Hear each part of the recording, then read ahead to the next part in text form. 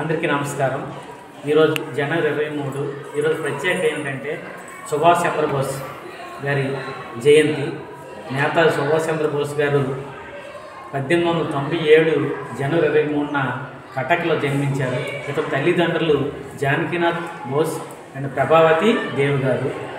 ఇతని తండ్రి ఒక న్యాయవాది. ఇతని తండ్రికి రావు బహదూర్ అనే బిరుదు కూడా ఉన్నది.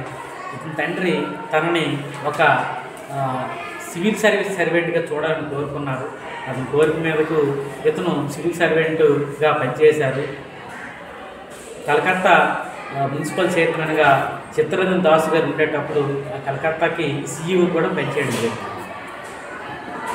సుభాష్ చంద్రబోస్ గారు జై హింద్, చలో ఢిల్లీ అనే నినాదాలు ఇచ్చారు.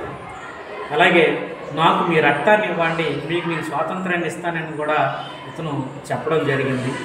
1938లో త్రిపురలో జరిగిన కాంగ్రెస్ మహాసభల్లోని బాగరాజ్ పట్టాభి సీతారామయ్య గారిపై గెలిచి కాంగ్రెస్ అధ్యక్షుడికి వెళ్ళడం జరిగింది.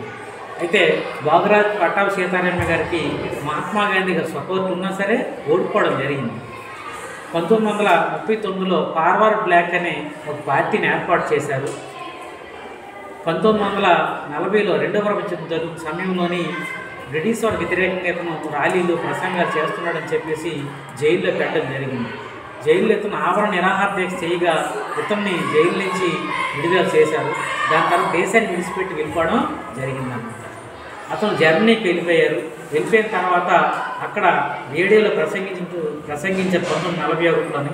అప్పుడు తెలిసింది అతను జర్మనీలో ఉన్నారని. అలాగే 1943లోని ఇతను జపాన్కి వచ్చేసి జపాను, సింగపూరు, మలేషియాలోని సుమారు 40,000 మందితో ఒక దళాన్ని ఏర్పాటు చేశారు. ఆ సైన్యం పేరు ఆజాద్ హింద్ ఫౌజ్. ఇతను 1943లోని అండమాన్ నికోబార్ ఐలాండ్స్లో 2 దీవుల్ని జయించారు. దీనికి స్వరాజ్ షహీద్ అనే పేర్లు కూడా పెట్టడం జరిగింది. ఇతనికి ఆధ్యాత్మిక గురువు ఎవరంటే స్వామి వివేకానంద గారు. అతని ప్రవచనాలు విన్నారు. రాజకీయ గురువు ఎవరంటే చిత్తరంజన్ దాస్ గారు. ఆ విధంగా 1945 ఆగస్టు 18న తైవాన్ దీవుల్లో విమాన ప్రమాణాలు చనిపోయారని అప్పట్లో ప్రచారం జరిగింది. ఈ విధంగా భారతదేశానికి ఎంతో సేవలు చేసి భారతీయ స్వాతంత్రోద్యమంలోని తనకంటూ ఒక గుర్తింపుని కూడా తీసుకొచ్చారు. ఆ విధంగా ఇతను భారతీయ చరిత్ర నిలిచిపోయారు. జై హింద్.